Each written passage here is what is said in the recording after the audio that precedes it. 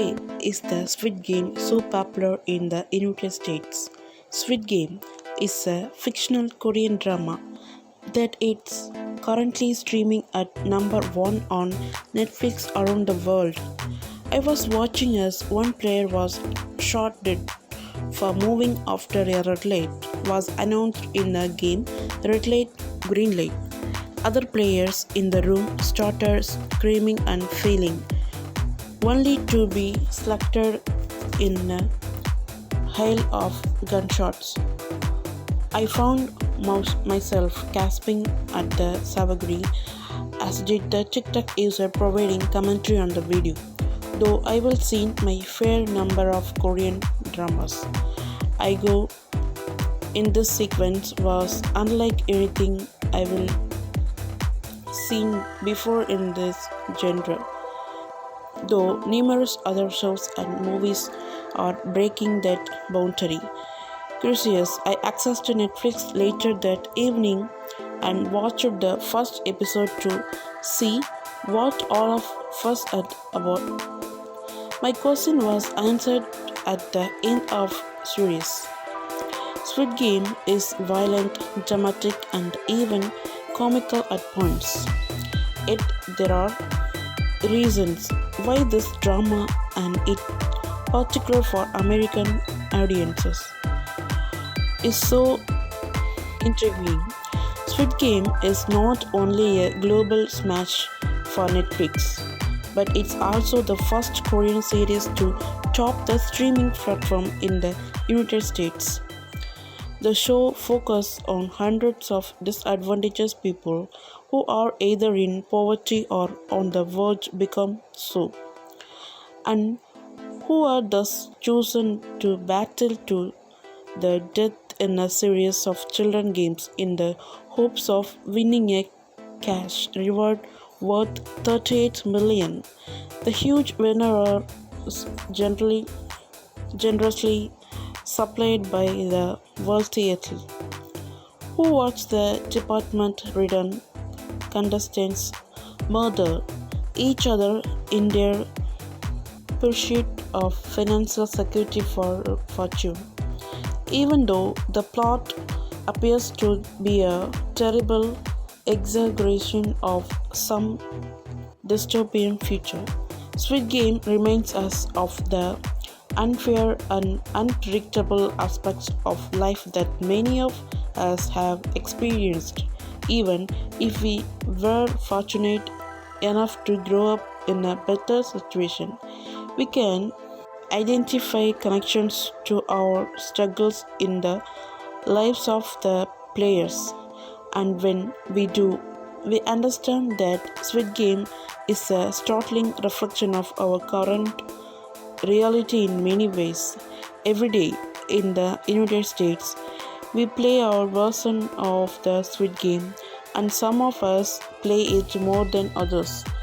Whether it's fighting for higher tax, a roof over one's head, or even basic worker rights, Americans are also playing a game of chance and achievement. The only difference is that the rules of success are much obvious for the players in the show. Take, for example, the character Jong Hin Han from the show, played by Lee Jung Hae. Shong, who is naive but nice, joins the game following a series of events that include learning that his mother has a sickness that necessitates hospitalization that they cannot offer.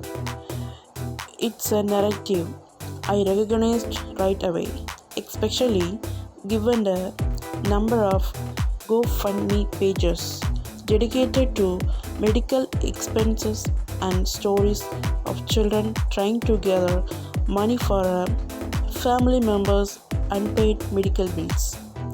When gay mother Hans learns of her illness, she refuses to stay in the hospital or receive treatment.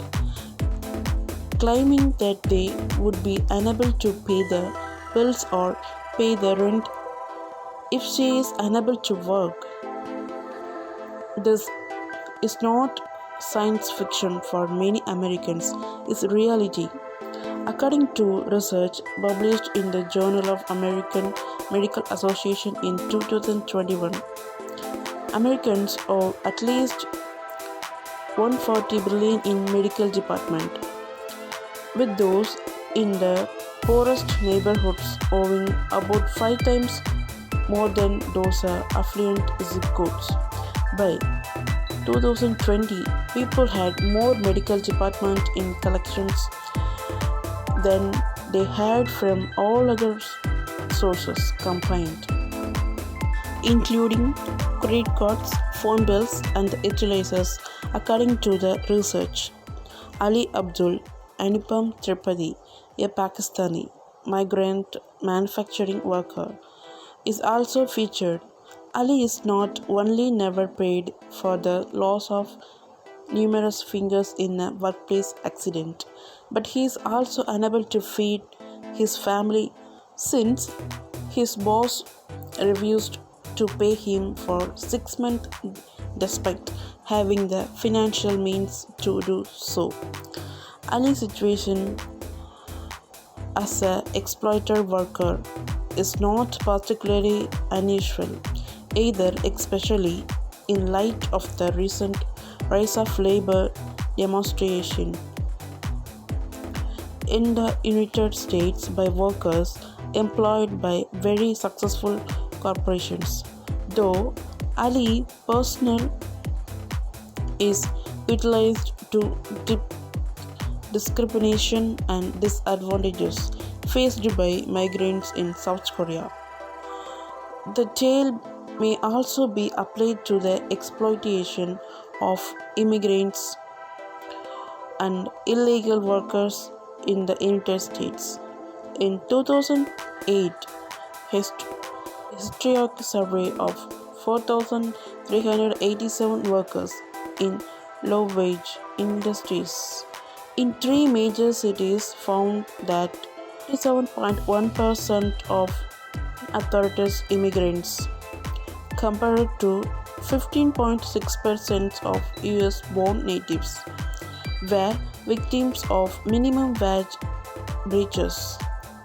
According to a report by Centro de los Derechos del Migrante, a traditional workers' rights law center, migrant workers are also at risk of mistreatment and manipulation, including being charged illegal recruitment fees or not being reimbursed for visas, and being exploited due to a lack of understanding of their rights as workers.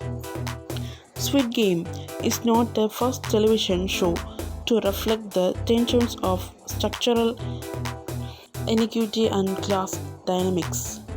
It's not even the first time the tension is explored through the series of life or death competitions. Despite this, the alchemy of the drama's competitive, high stakes and easy to meme games has produced one of Netflix's largest program promises of all time.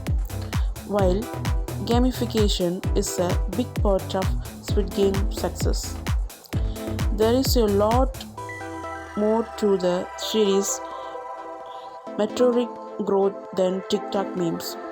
Most Squid Game watchers, including myself, cannot imagine themselves participating in the drama dangerous events. However, we understand the department, loneliness, and poverty that these characters face, as well as how their desperation of improve their circumstances mistakes them feel as if they have nothing to lose.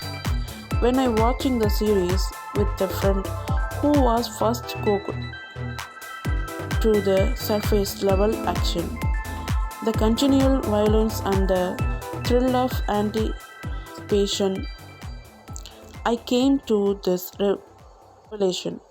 However, if you leave the series without understanding why the characters entered the game in the first place, you have not watched it closely enough.